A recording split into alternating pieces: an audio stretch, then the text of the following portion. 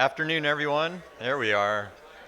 I hope everybody had a good lunch, and it's my pleasure to welcome you to our afternoon panel session. My name is Scott Barker. I'm a faculty member at the University of Virginia. I am also the Deputy Director of our Broadening Participation Working Group for the SpectrumX Center. And our Broadening Participation Working Group sponsored this panel on the broadband digital divide. And I hope that you all, our goal in doing this was really to draw our attention we've spent a lot of time this week thinking about all the amazing technology we have coming out, all the changes we have related to spectrum sharing, coexistence.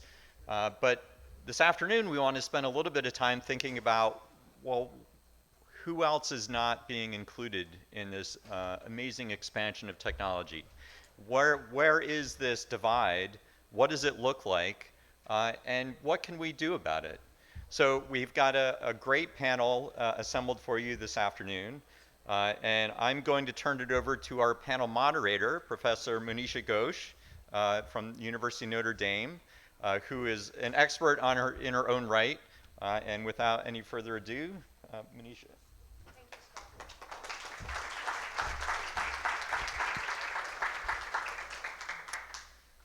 Thank you all. As Scott really mentioned, we've been talking technology this is day 3, and we've been in this alphabet soup of acronyms, right? DSS, NRDZ, AFC, SAS, and a bunch of others. And it is sometimes easy to lose track of why we're doing all of this stuff. So hopefully this panel today, and we've got an excellent set of panelists, will kind of refocus the discussion as to why we are doing this. What is it all about? Because at the end of the day, it's about connecting people. And the statistics on connection is actually not that great. So there are some of us that can receive gigabits per second on our phones or in our homes or work, but almost 1/3 of the global population, 2.6 billion people, are not on the internet. So if you think about what that does in terms of human capital, that's huge. So these are people who are really not contributing in the same way to global GDP growth as they could. US is slightly better, but even then there are about, I think the numbers change, but I think the latest numbers I came up with are about 26 million households are offline. Now, why are they offline? It's a mixture of access and affordability. So in terms of access, and you define access as, do you live in an area where there is at least one broadband connectivity scheme available to you? It's not that bad. It's only about 7 to 10% who don't have anything available to them. But in terms of affordability, about 20% are not online because of the affordability barrier. And much as we love technology, sometimes we forget as to how do we make some of this great technology affordable. And when we talk about connectivity, it's being unconnected, it's also being underconnected. And that is actually can be more insidious. Being connected at, say, 1 megabits per second versus 100 megabits per second is very, very different. Most of our digital applications are really geared towards that higher level of connectivity. So apps don't work that well if you're at 1 megabits per second. Content is not as available to you if you're connected in that level. And so, one of the steps that FCC has done recently is redefine what it means to say you have broadband service. In the past, it was 25 megabits per second down and 3 up. That has been changed to 100 megabits per second down and 20 up. For some of you may be aware, there's also a broadband nutrition label that the FCC is proposing that all providers put, very much like your FDA nutrition label on foods that you get. And all of this is an effort to be more transparent as to what consumers are getting when you talk about broadband. One of the things I think was really interesting to see is that the evolution of, say, electricity. How long did it take for the first long-distance electricity transmission to happen, and how long did it take for 100% electrification? So 1901 was the first power line, one of the first power lines. So early part of the 20th century was when long distance power transmission became a thing. In 1942, you had about half of American farms connected on electricity.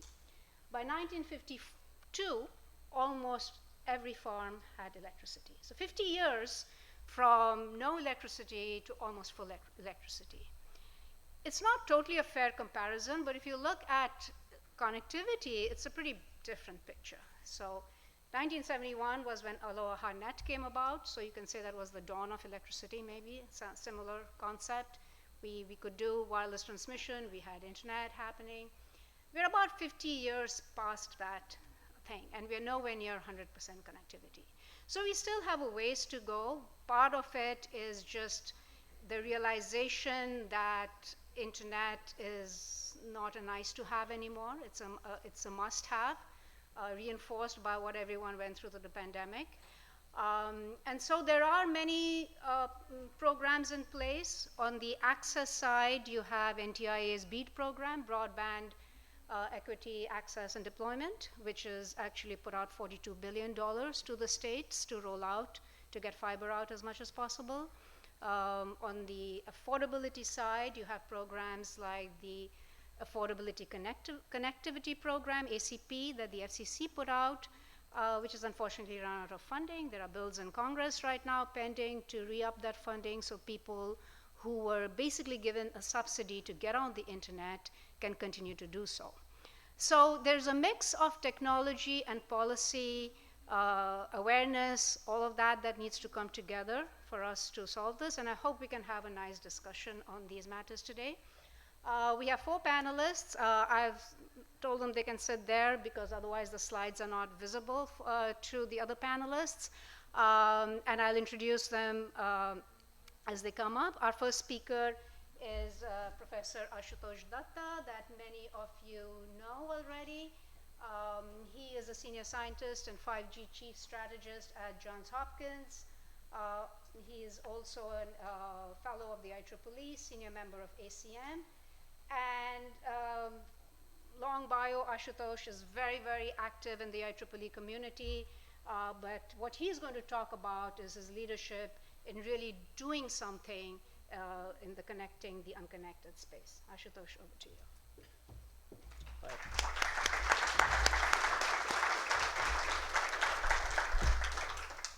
Hello, good afternoon. Thank you, Monisha, for the kind introduction. And so I'm nearby. I work in Laurel. Sometimes I go to Homewood campus. I have like 50% affiliation with APL, 50% with Hopkins campus.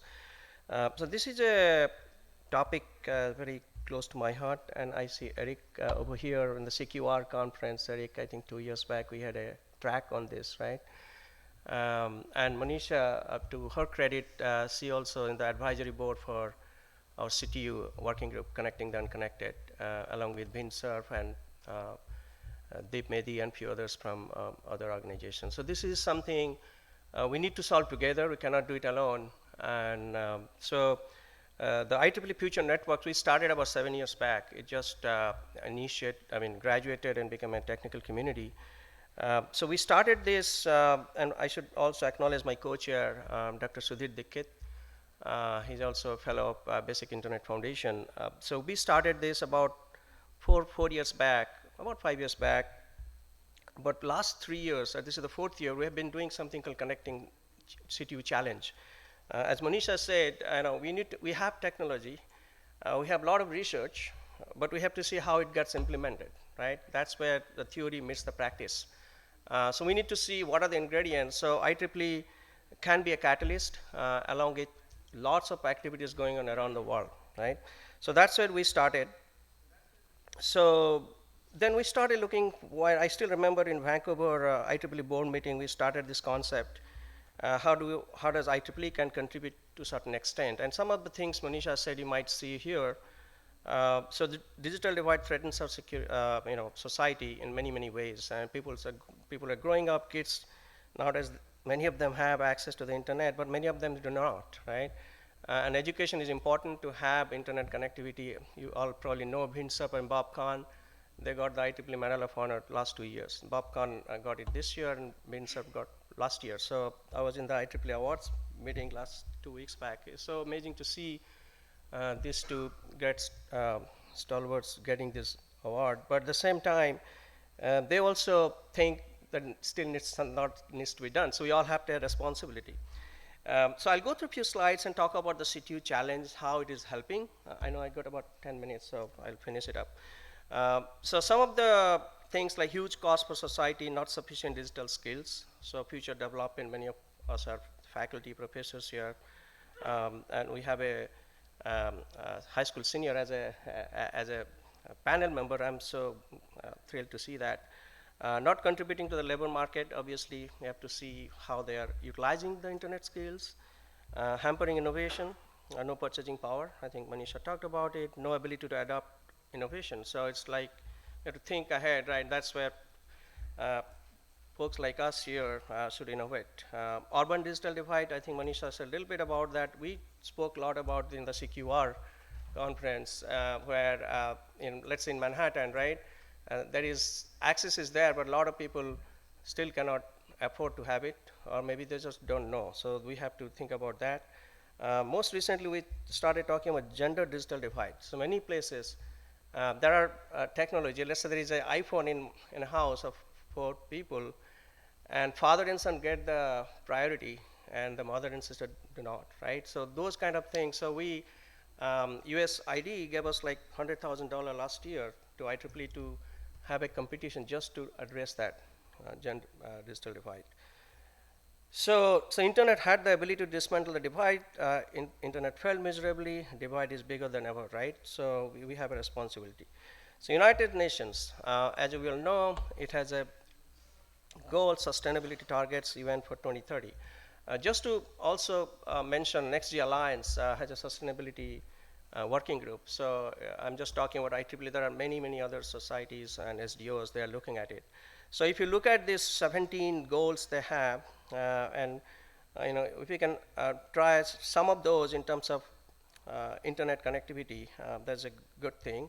IEEE Communication Society recently started Internet for All, right? That's another activity going on.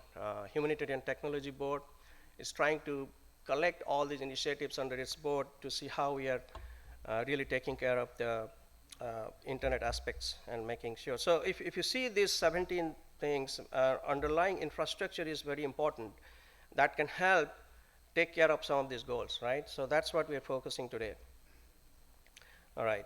So here, why close to 3 billion people still not on the mobile internet or maybe even broadband. And there are different verticals like digital health, education, entrepreneurship, no help in the daily life. Voice meets mostly the needs, so they don't have incentive to do anything. Literacy, human computer interface, complexity, technology capacity to absorb digital technology. Sometimes they think it's very complex. Like, my mom is she always wants to use, my dad never really was fond of using technology, right? So those kind of things we have to think about.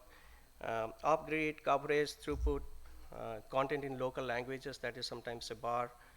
Cost per access, we all agree on that. Affordability, expensive smartphones, expensive confusing data plans. Sometimes we have to make it easy enough. Understanding the power of digital, ancient business model. So Sudhir and I have been thinking about like premium access. That means you give free access, then anything on top of that could be value added. So United Nations Digital Level Panel on Digital Cooperation, and this you probably know some of them anyway, and Windsurf is one of them. So they are kind of giving the thought leadership in some way and how we can make it happen, right? So that is a big mandate from different places, and we have to do it at the grassroots level. So this is just to show, as we approach towards 6G, I know we are in the midst of 5G, and every generation, and we should talk about Wi-Fi too, Wi-Fi 6 and 7. So as we approach towards 6G, there is sustainability is one of the main goal, which NextG Alliance is looking at, IEEE Future Networks looking at as part of CTU. So we have to come up with a business model. It's not that just having a technology itself is good enough. Are we taking care of it? There's something called Frugal 5G in Abhekar and Dikar in India was doing. So they still can get the access similar to 5G, but they don't have 5G, right? So they started coming up with Frugal 5G. So the challenge we are doing, we are getting a lot of interesting ideas from that. So some of the challenges, I just write it down here. Low population density, sparse cluster settlements, comparatively low income levels, remote difficult access, that's an important thing. Lack of education exposure, cultural, political nuances that inhibits the empowerment, inadequate grid-based power supply, price benefit comparison, urban, suburban, affordability, and gender-based inequality. So when we found that those challenges, within Connecting the Unconnected working group, we have roadmaps. The third year, this 2023 just got published in Explore. So we wanted to focus that and say, how we can get the people around the world who are working in this project and start writing about their projects, what they're doing, how they can engage with the local government, NGOs, and come up with solution. At the same time, how we can connect them with the venture capitalists and make this happen, right? So we have, I'll give you some example of how we are doing it. At the same time, we also develop new technology, right? Because that can cater to the people who do not have access. So these are some of the goals we have. I don't want to go over each of those, but that basically involves develop the technology, make sure we have test bed kind of facility, research going on, at the same time communicate with everybody in the world and try to understand their pain points. So we started something called a challenge, and we have a challenge followed by a summit. And this is where Monisha has been in the advisory board. So this annual competition that rewards early stage achievements. It's global, open to all. You don't have to be an IEEE member. We had 3 categories: technical application, business model, and community enablement. So new initiative committee within IEEE gave us money to start it. So I'd like to thank them. We have very rigorous judging process, preliminary abstract, full format submission, then 30-minute virtual presentation. So we have been getting on the average about 250 to 260 submissions for the last 3 years. So what is unique is an early stage project, right? It could be proof of concept or concept. Global, anybody from anywhere in the world, they can submit. And it's not like we give the funding and we go away. We connect them to mentor-mentee program and VCs. So there have been a lot of interest from the Lemonson Foundation, USID, Internet Society, just to name a few. Microsoft, Google, VMware gave us a lot of funding, like $250,000 to do this. So there's a proof of concept and concept only, because we also like to see any prototype can be deployed, and we give in technical, business model, and community enablement, right? It's not just the innovation, how it's affecting the community, what is the business model, it has to succeed. So this is how we are doing it. And just to give you some stats, 2021 is the inaugural year. We had about 257 submissions, 69 countries, 11 awardees, 1 honorable mention. We got like $60,000 to split it.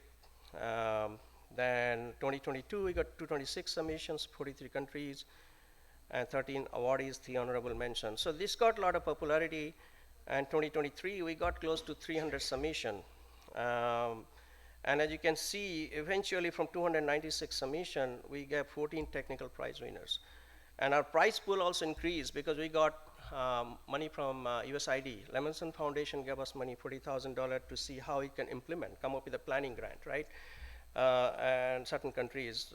So this is kind of getting a lot of popularity. And just to give you an idea, this is best overall proof of concept, one from USA and another one from Uganda, right? And there have been a lot of submissions, mostly dominated by USA, but African continent, we have getting a lot of submissions there.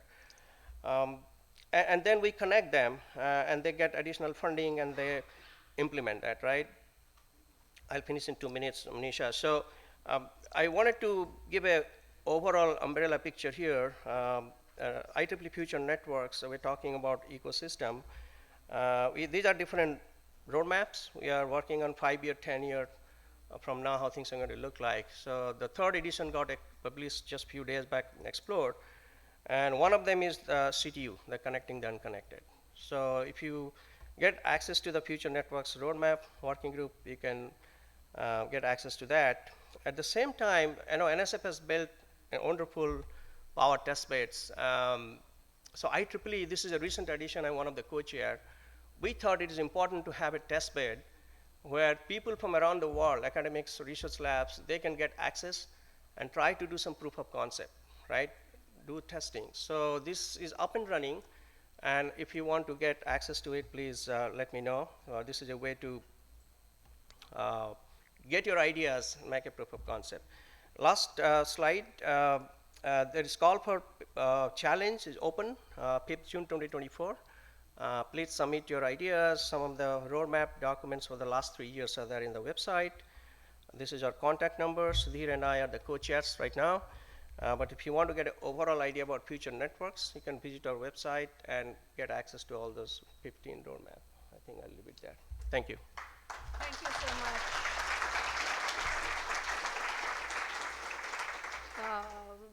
Can you get the next one up? Thank you so much. While we are waiting for the next set of slides, let me introduce Professor Ed Oughton. Oughton. Oughton. Thank you. George Mason University. Ed has expertise in data analytics, computational methods, GIS, and open source software, applying these tools predominantly in the fields of broadband policy and risk analysis.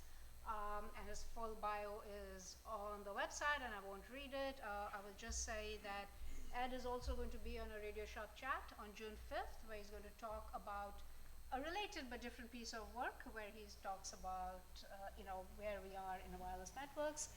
Ed and following Ed will be Matt. They will talk a little bit about their analysis on the economic side of this problem. Go ahead, Ed. Thank you very much. Hello, ladies and gentlemen, and thank you for welcoming me here today to speak on this topic. So we were asked to conceptualize the broadband divide and then essentially talk about how we could overcome it. So before I kind of present some solutions on how we overcome it, I just kind of want to sketch out how I see it. Not that I'm the wisest in years, but that I've had exposure to engineering, economics, and social sciences, and there's kind of that wicked problem aspect means you need to be able to address each of those. So in engineering, we're really concerned with the capacity and the coverage of a certain wireless technology provided at some quality of service reliability level, okay? And we're probably more altruistic than other approaches, like maybe more the finance folks, and we want to try to deliver those technologies to certain places. On the kind of corporate finance economic side, we then basically conceptualize what demand actually exists, okay? So that's going to affect, what people can pay in terms of average revenue per user, how many people can adopt, and often the population density might also affect that particular calculation.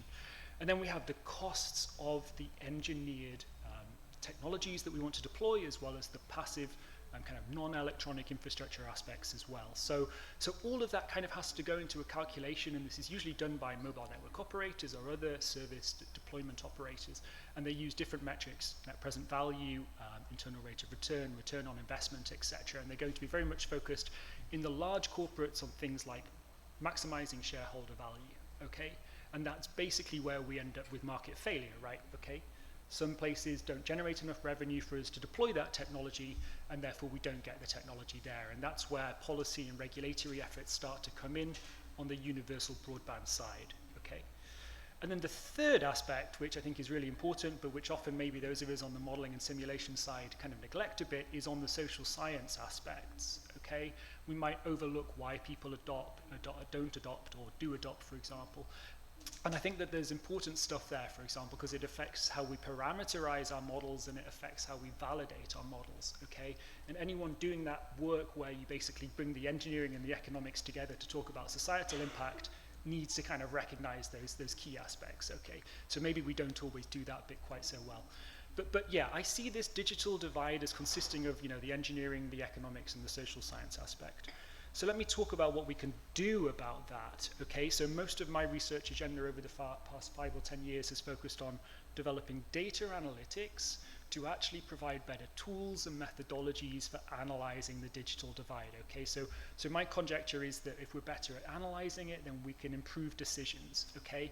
And most of the existing decisions that are still carried out in telecommunication regulators, for example, on universal broadband, often use what may be termed kind of more 1990s sort of methodologies. Okay, it's not to say that spreadsheets are bad, it's just that things have progressed a lot, and long-run incremental cost modeling, these types of modeling approaches, maybe don't always take advantage of the improvements we've made in data analytics and also the availability of global data sources. Okay, so here I'm kind of conceptualizing that we can do a better job of understanding demand, and then we can use algorithmic approaches, scenarios, to ask what-if questions on the supply side, okay, about delivering certain network architectures. And that means we can kind of capture that trade-off between what people can pay and what it costs to deploy, okay? So the idea is that by giving tools to decision makers, we can help them pinpoint the most effective way to spend the capital that they have to overcoming the digital divide, okay? So this graphic here is from the Digital Infrastructure Costing Estimator, which I produced for the International Monetary Fund. So they represent, that they advise, I should say, about 190 countries, the treasuries in these countries, as to how much money they need to put forward to overcome barriers to the SDGs. Okay, so they asked me to produce a model that can broadly estimate what the universal service costs would be in these different countries. I thought actually this was quite exciting, because for anyone who's worked on spectrum auctions, they will know the Treasury always holds the purse strings, they always have the final say, and this was actually a way for us to get new analytics to those people who can actually have some of the largest impact on actually overcoming the digital divide. So I thought that was a great opportunity. I think my point here is that if you look at someone like the World Bank, they're investing $8 to $9 billion a year, okay? It's about $1.4 billion every 5 years that's going into digital development, okay?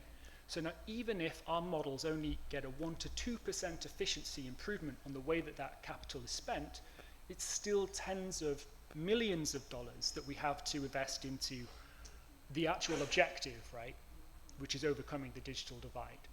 And that's kind of the idea that we have with trying to put these new methodologies and tools forward. So I think the thing here is that we often focus a lot on terrestrial options, and I think the point from a separate stream of our research is that actually, as I'm sure many of you already know, LEO and general satellite services are not so much a kind of last resort anymore. They really do provide quite competitive capacity to hard-to-reach rural and remote locations, so the bottom 1 to 3% of households, for example, in the United States. It used to be that you might get 10 meg on a GEO service, maybe a bit more at busy hour, but basically LEO's really kind of changed that. And the reason why I want to emphasize this is that when I was still at school, there was a flurry of LEO activity with Iridium and other constellations, and it didn't really work out in the end. But I think now it genuinely looks like it's different this time. Okay, and we have independent analysts saying that Starlink has now reached profitability. This is obviously a huge achievement. And obviously integrated vertical launch capabilities have really helped them drive down the cost there for deploying these assets. But I think the important point for the digital divide is that satellite's not just you know, the last option anymore. And I think that when we're thinking about terrestrial deployment options, we also have a feasible alternative to also consider here. So it's with that I'm going to thank you for your time and look forward to the Q&A. Thank you. Thank you.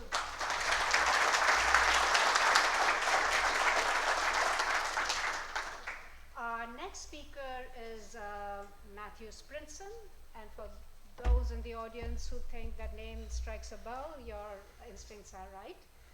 Matt is a senior at Thomas and Jefferson High School for Science and Technology, which here he's an incoming freshman at Yale University, and he has been a research assistant at George Mason University, working with Dr. Ed Oughton since March 2023. And he's been working on the macroeconomic modeling of broadband infrastructure, natural disasters, and space weather. He previously worked with the Wolfram Emerging Leaders Program and was a Mercatus Center High School Fellow. I should point out that there was a recent Senate hearing on the broadband digital divide, and the paper that they co-wrote was brought up in discussion at that hearing.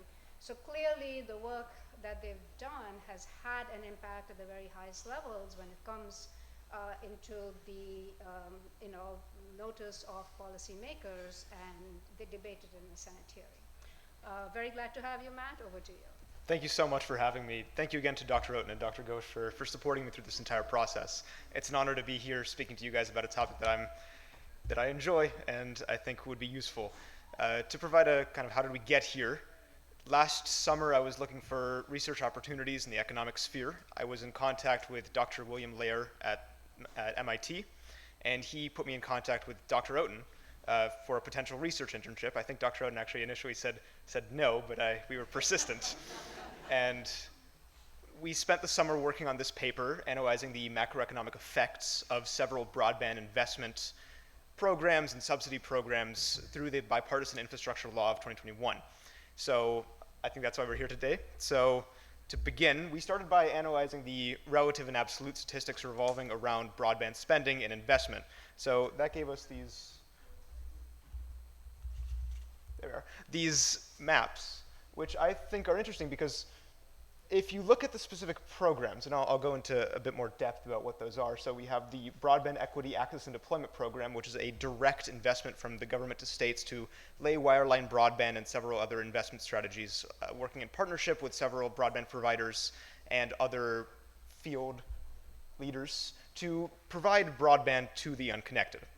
Second, we have the Affordable Connectivity Program, which is a subsidy for broadband for those who need it. And lastly, the Tribal Broadband Connectivity Program, which is an investment into Native American communities to provide broadband, which is also a very important topic.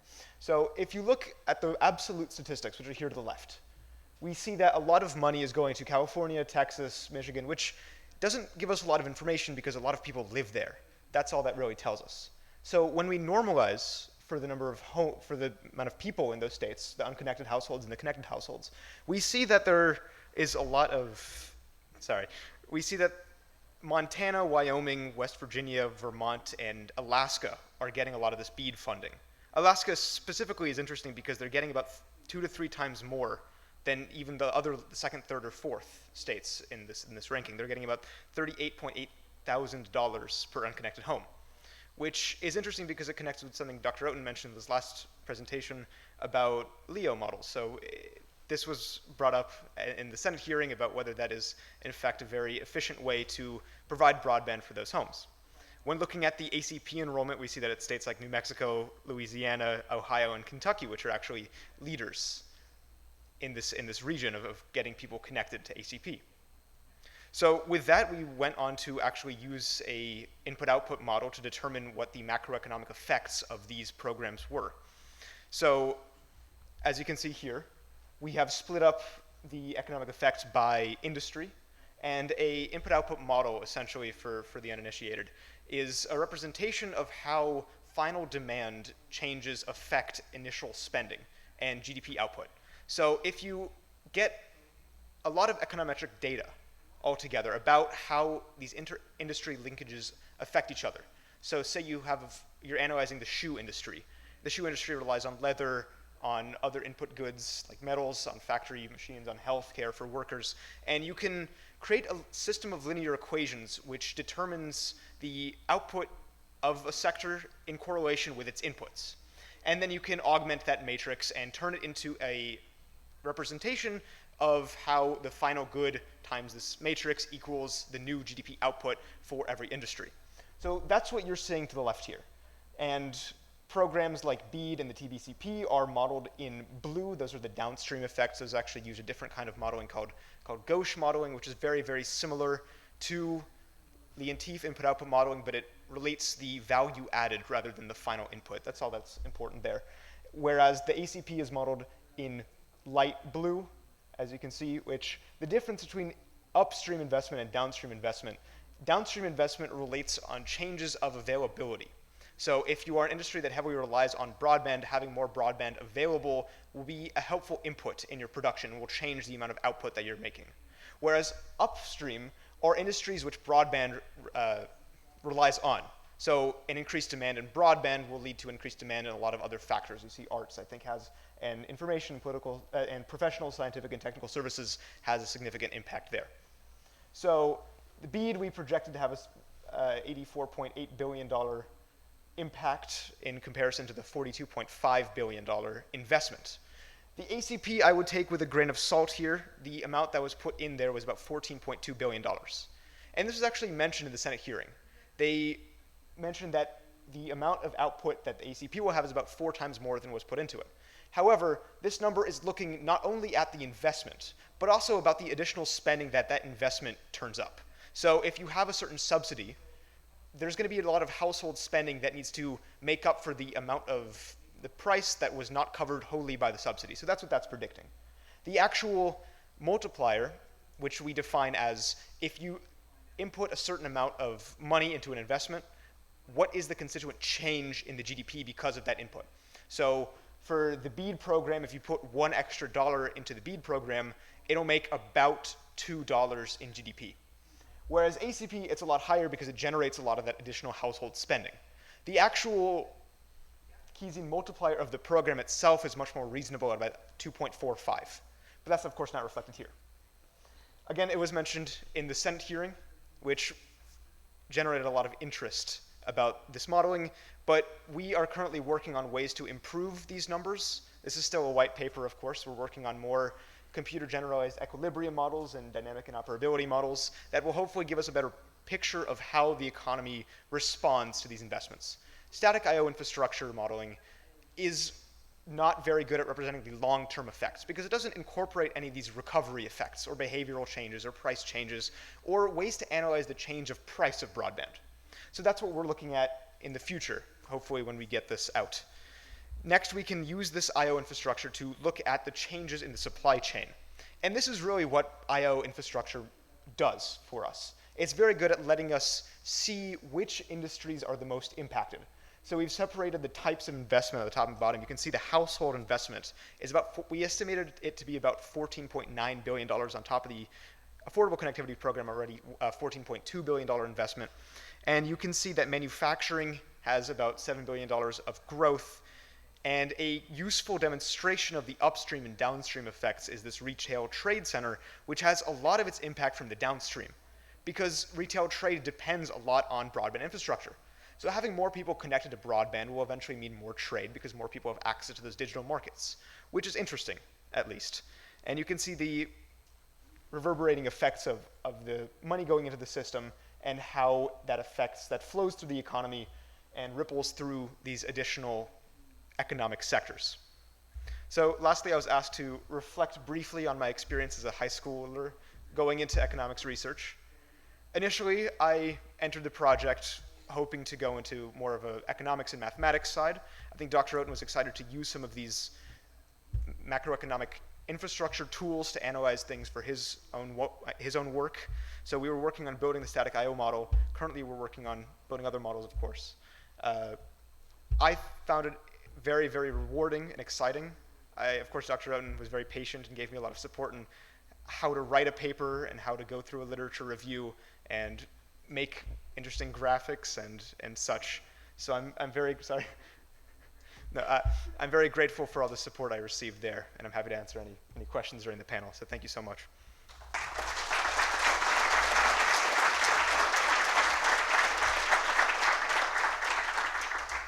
Thank you very much, Matt. So this is a combination, broadband participation, education, workforce development, everything coming in together. Finally, I'm very pleased to welcome Darrah Blackwater. She's currently the CEO of a law and consulting firm in Santa Fe, New Mexico. She is an attorney, an artist, and an advocate for indigenous spectrum sovereignty. Welcome, Darrah. Awesome, thank you. Cool, that was so great. It's really cool when you see someone who's gonna run the world one day.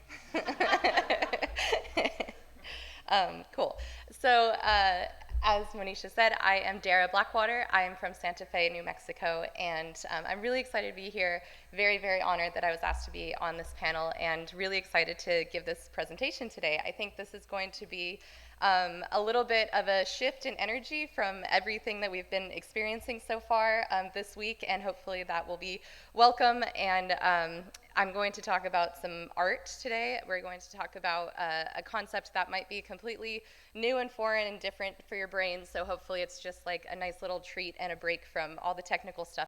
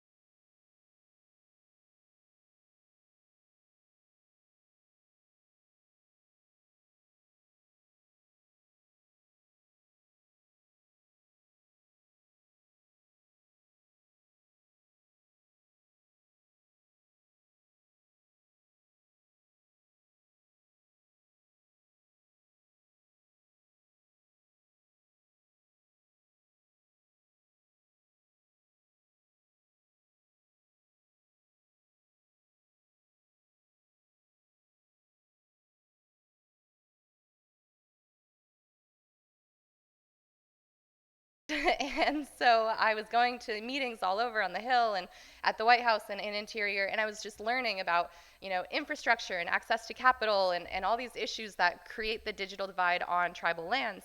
And one of the things that kept coming up was spectrum.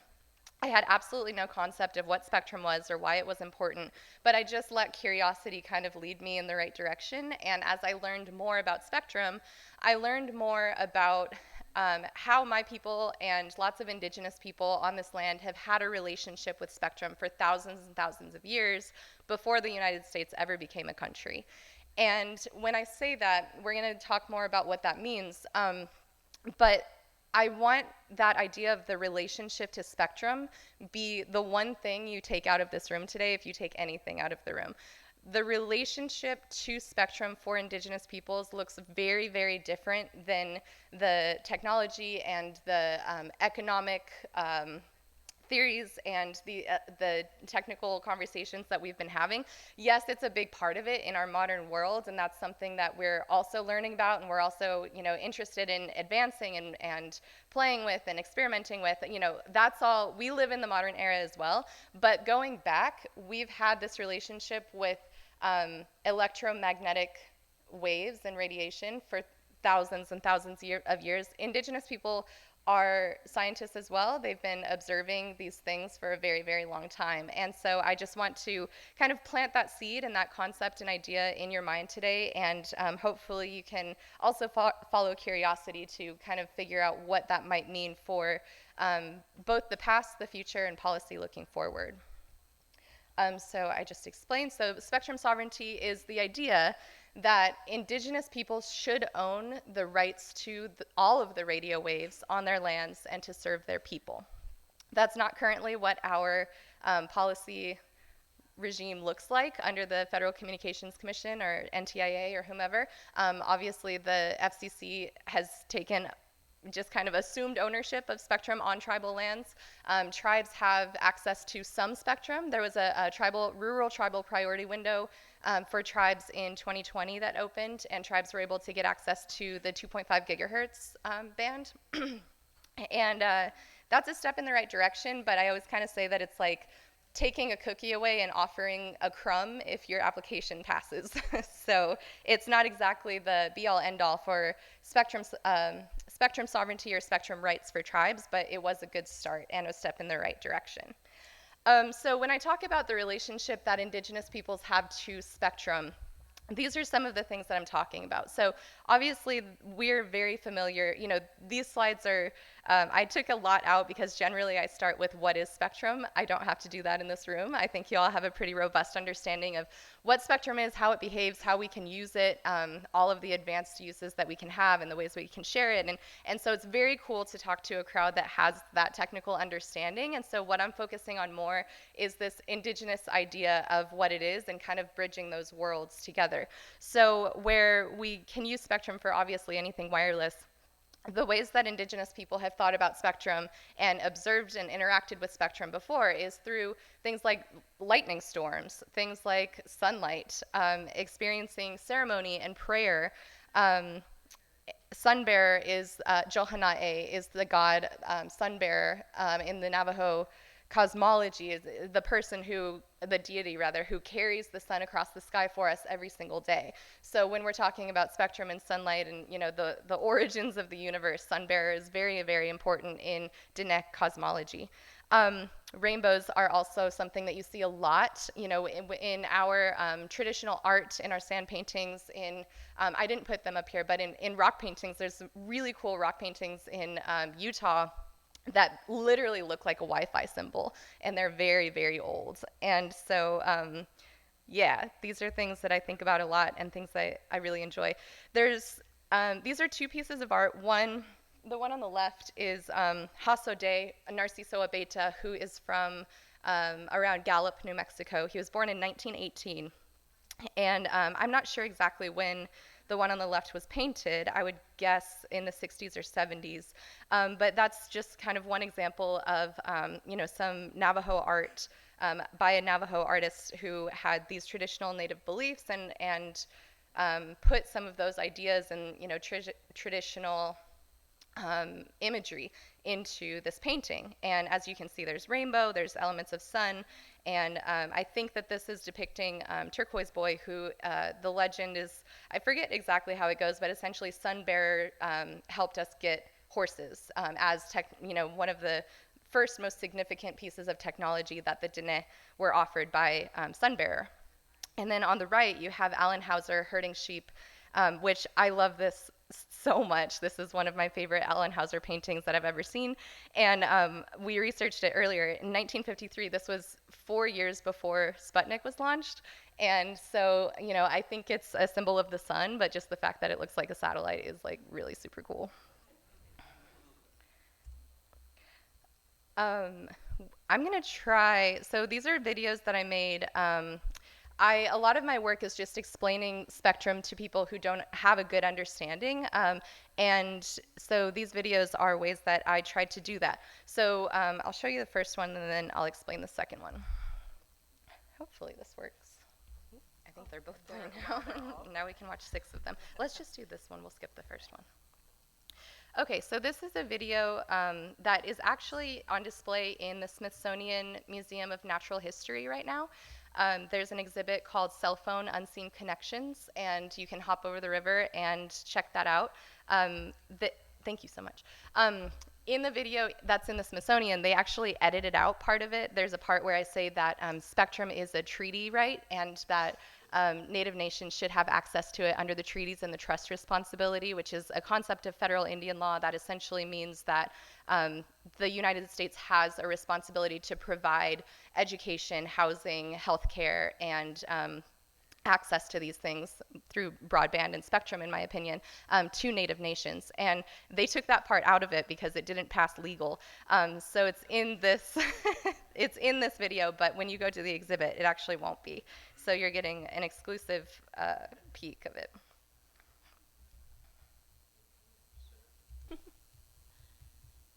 Okay. I think if we share the slides, We'll share the slides. yeah, then you guys can watch it in the comfort of your own home.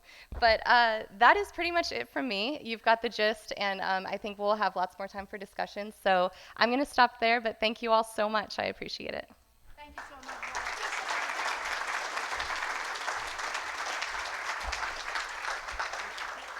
Can I get all the panelists up on stage? I think this has been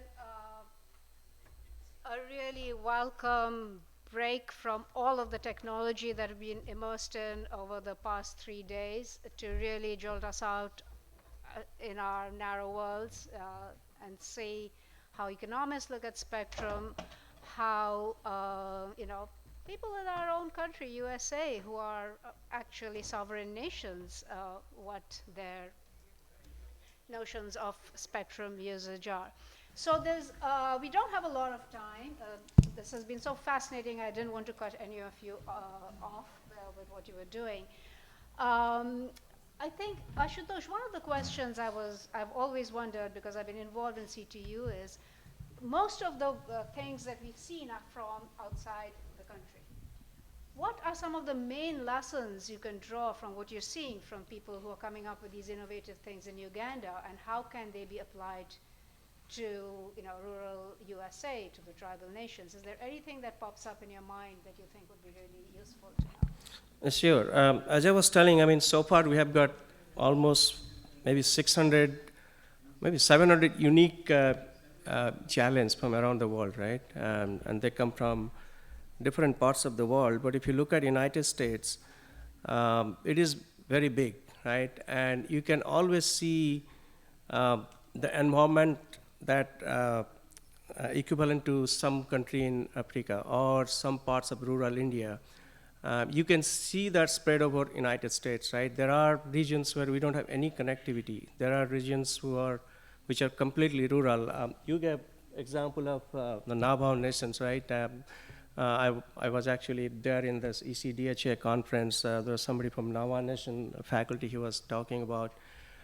So there is a lot of lessons learned in terms of spotty connectivity, no connectivity, urban, digital divide. We haven't really tried to map. That's an interesting question, but I see there is a big applicability and lessons learned from all of these challenge grants that we get. And these are, by the way, all archived, so if you're interested to know more about these challenge winners or even get access to all the 700 applicants, please let me know. Darrah, just to follow up with that with you, I mean, in your experience with dealing with the Navajo Nation and other tribal communities, top 2 or 3 issues that you think that this community could benefit from hearing? That this community will benefit from hearing about my experience as an Indigenous person. Help us get spectrum rights, please. Yeah, it's, you know, there's lots of different issues, but the digital divide touches every single thing. You know, we have huge disparities. The digital divide is talking specifically about the access and technology, but like if you take that a step further, it's access to what and technology to connect to what. And the answer to that is healthcare. The answer to that is telehealth. You know, not being able to access justice, not having enough attorneys, and you know, letting attorneys and judges like you know, do hearings, essentially. You know, it's all of these very, very important parts of our lives that in a city or an urban area or even a rural affluent area, you know, you have access to those things, specialists in hospitals and second opinions and all of these things that make your life good, that make you actually able to survive longer and survive better and have a better quality of life. That's really what we're talking about here. And it all boils down to the digital divide because you need fiber lines or satellites or you know, towers in order to connect to those things. But quality of life is what we're talking about here, and that's why it's so important to have these conversations. Thanks. And since we have about 3 minutes left, I'll give it to both of you, professor and student. Tell us about all the fights you had in trying to do this. I don't think we had any. No, No? not at all. Okay. Just, you know, where do you think we should be focusing more? What are some of the things that we could look at, the knobs that we can turn that we haven't necessarily looked at? Thanks, Monisha. I think the first thing to say is just that this is something that the US does really, really well. You know, I've come from elsewhere, but you know, bringing high schoolers into work and NSF encouraging that and putting money there is an excellent thing. We need to keep doing more of that. I think it's really, really good. And you know, just picking up on what Darrah said, you know, Matt et al., the other people in our group, will be the future leaders of government, industry, and other sectors of the economy. And we need to provide them with those critical thinking skills at this age so that they really bloom as they go through their college education. So what do we do to encourage that? Well, money in NSF proposals always helps, but that's the obvious point. But yeah, I mean, I think at least where I am at GMU, we always put these research assistantships within our grants now, just to make sure that people are there. So we need to do more of that. Yeah. On the technology side, do you have any thoughts about where, you know, you missed a lot of the discussions that we had in the earlier part of the conference about unlicensed and licensed and high power and low power, and I know you have some thoughts on it. We have about 2 minutes. If you can tell us a little bit about how you think technology plays into this. Yeah, so I mean, I think from a policy perspective, there are kind of 3 groups of decisions that those policymakers have access to. So one is technology. Granted, they don't take those decisions, but they can influence the market. They can work out how to allocate spectrum. The second is business models, which obviously policy has a large influence over. It can structure the market, it can encourage neutral host, it can encourage active or passive infrastructure sharing, whatever. And then the third part, which is always a tougher nut to crack, is the fiscal aspects and also policy aspects with regards to universal broadband. But you know, we collect money through spectrum revenues and we tax companies, and I think I raised the point about incentives because there's a lot in there about recognizing what incentivizes companies to invest, and actually within the fiscal framework that we have lots of levers to pull to encourage infrastructure investment. You get the last word, Matt. Yeah, I'd like to thank everyone here again for coming and listening to our presentation. It was a real honor and privilege to be able to speak with you guys about this topic. Are you going to be continuing working on this, or are you going to move over when my kids were in engineering school, I called all the people who moved over to Wall Street as going to the dark side. Are you going to go over to the dark side, or are you going to stay here and shine a light on the small? Interestingly enough, I think that's one of the problems that a lot of policymakers have, because a lot of my friends who are very talented with economics, they know a lot about the policy implications of things that would be important to the government to know. They go to very large investment groups and they make a lot of money, which is a significant drive away from public service and other things that would benefit people. So it's interesting. Thank you for that. I hope this was informative to all of you. I personally learned a lot from this very diverse group of panelists, and we hope we will have more conversations with you in this kind of communities. Thank you all for coming. Thank you for your thoughts. Thank you to the audience.